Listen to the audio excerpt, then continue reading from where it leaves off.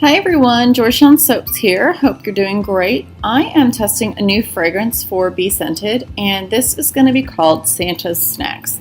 And let me tell you, this fragrance is amazing. The description is officially, and it smells so good, you would literally want to eat it. This is one of those that if you could drink this, I really would.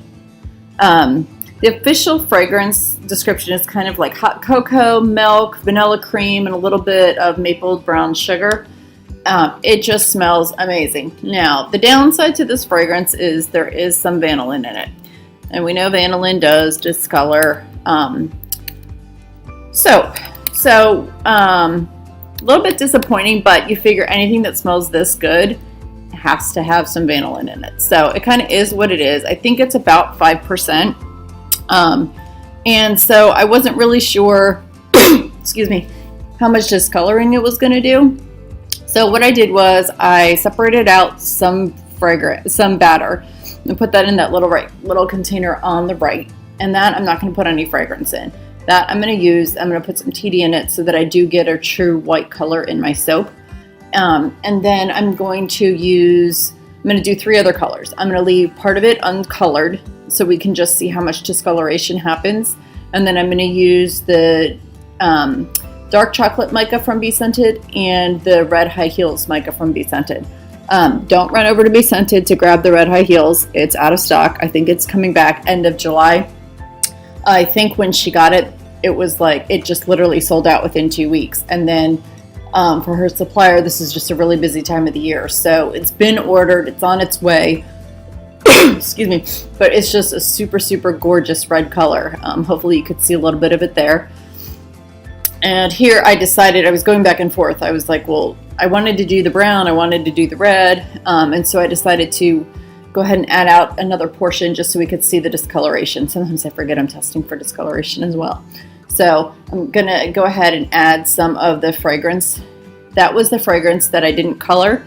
And so I'm going to use that for the red, just so I do get the true red color, because the red's so pretty. I don't know how much it's going to discolor, so I just wanted to make sure that we got some really pretty red. So I'm going to do the red, the white, leave some uncolored, and then use the dark chocolate brown for the other portion. So I'm going to go ahead and get everything ready, and I'll bring you back for the pour.